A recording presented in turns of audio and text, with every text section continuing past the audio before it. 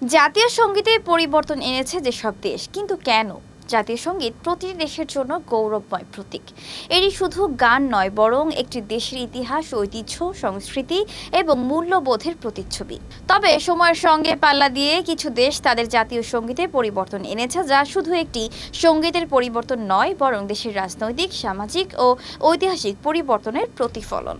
যদিও জাতীয় সঙ্গীতকে সাধারণত অমর সঙ্গীত হিসেবে ধরা হয়, তবুও এমন কিছু কারণের প্রেক্ষিতে পরিবর্তন আনা হয়েছে যা জাতির সমসাময়িক দৃষ্টিভঙ্গি ও মূল্যবোধকে প্রকাশ করে।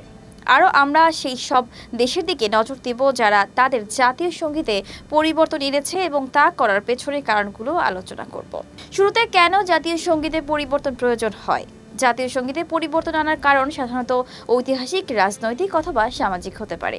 একটি দেশের ইতিহাসের পরিবর্তন, নতুন সংবিধানের প্রণয়ন, রাজা বা শাসক পরিবর্তন অথবা গণতান্ত্রিক চেতনার বিকাশের সাথে সাথে জাতীয় সঙ্গীতে পরিবর্তনের প্রয়োজন দেখা দেয়। কখনো কখনো একটি জাতির গানকে আরও অন্তর্ভুক্তিমূলক করতে, যেমন লিঙ্গ বা জাতিগত সংখ্যালঘুদের জন্য জাতীয় সঙ্গীত পরিবর্তিত হয়েছে। জাতীয় সঙ্গীতের পরিবর্তনের অন্যতম সাধারণ কারণ হল একটি দেশের ইতিহাস বা আদর্শের পুনর্মূল্যায়ন। বর্ণবাদ, সাম্রাজ্যবাদ অথবা অন্যান্য অবাঞ্ছিত আদর্শের বিরুদ্ধে বিদ্রোহ করে দেশগুলি তাদের জাতীয় সঙ্গীতকে আরও অন্তর্ভুক্তিমূলক বা সমসাময়িক মানদণ্ড অনুযায়ী গঠন করতে চেয়েছে। অস্ট্রেলিয়া তার জাতীয় সঙ্গীত 2021 সালে একটি ছোট কিন্তু গুরুত্বপূর্ণ পরিবর্তন করেছে।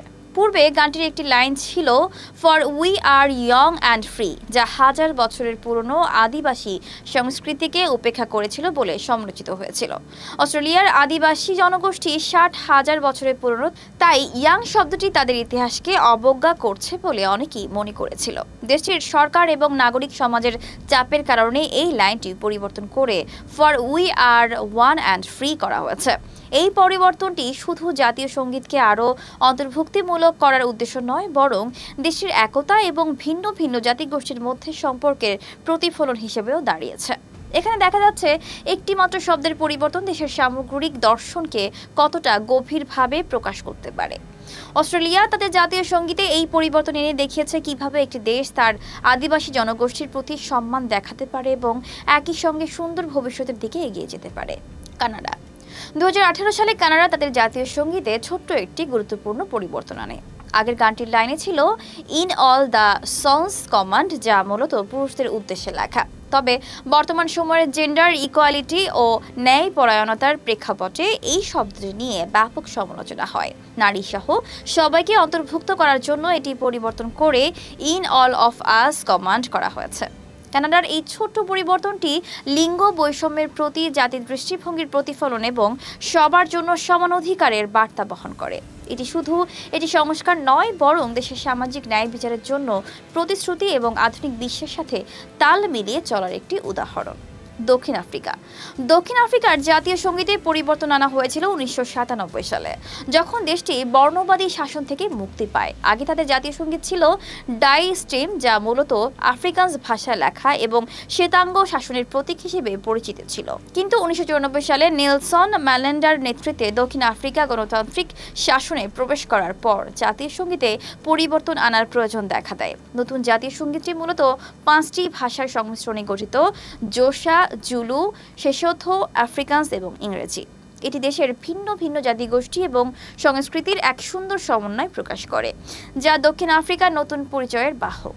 বর্ণবাদের চিহ্ন মুছে ফেলে নতুন জাতীয় সঙ্গীত এক নতুন সমতা ভিত্তিক দেশের প্রতিফলন তৈরি করেছে।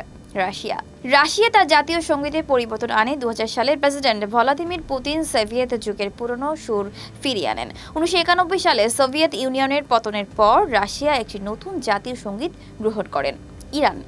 ইরান তার জাতীয় সঙ্গীতে একাধিকবার পরিবর্তন এনেছে, বিশেষ করে ইসলামী বিপ্লবের পর। পূর্বে শাহের শাসনামলে জাতীয় সঙ্গীতের রাজকীয় পরিবারের গৌরব এবং প্রাচীন ইরানের ঐতিহ্য তুলে ধরা হতো। তবে 1979 সালের ইসলামী বিপ্লবের পর ইরান একটি নতুন জাতীয় সঙ্গীত গ্রহণ করে, যা ইসলামের মূল্যবোধ এবং দেশের নতুন আদর্শের প্রতিফলন ঘটায়। এই পরিবর্তনটি ইরানের রাজনৈতিক পরিবর্তনের উদাহরণ এবং ইসলামী প্রজাতন্ত্রের আদর্শ ও ইসলামের প্রতি তাদের আনুগত্য প্রকাশ করে। ইরাকের জাতীয় সঙ্গীতেও পরিবর্তন আনা হয়েছে 2003 সালে সাদ্দাম হোসেনের পতনের পর। সাদ্দামের শাসনামলে প্রচলিত জাতীয় সঙ্গীতটি মূলত তার সরকারের প্রচারণায় একটি অংশ ছিল। তার পতনের পর নতুন সরকার নতুন একটি জাতীয় সঙ্গীত প্রণয়ন করে, যা দেশের নতুন দৃষ্টিভঙ্গি এবং একতার বিকাশ ঘটায়। আফগানিস্তান 2006 সালে একটি নতুন জাতীয় সঙ্গীত গ্রহণ করে, যা দেশের নতুন সংবিধান অনুযায়ী তৈরি হয়েছিল। নতুন সঙ্গীতে বিভিন্ন জাতিগোষ্ঠীকে সমানভাবে স্বীকৃতি দেওয়া হয়েছিল এবং ইসলামী মূল্যবোধের উপর জোর দেওয়া হয়েছিল। তবে 2021 সালে তালেবানদের ক্ষমতায় ফিরে আসার পর এই সঙ্গীতটি পরিবর্তিত হওয়ার সম্ভাবনা তৈরি হয়েছে। দর্শক, আজ এই পর্যন্তই। আবারও আসবো নতুন নতুন সব তথ্য নিয়ে। সেই পর্যন্ত সবাই ভালো থাকুন, সুস্থ থাকুন, দূরবীন নিউজের সাথেই থাকুন। ধন্যবাদ।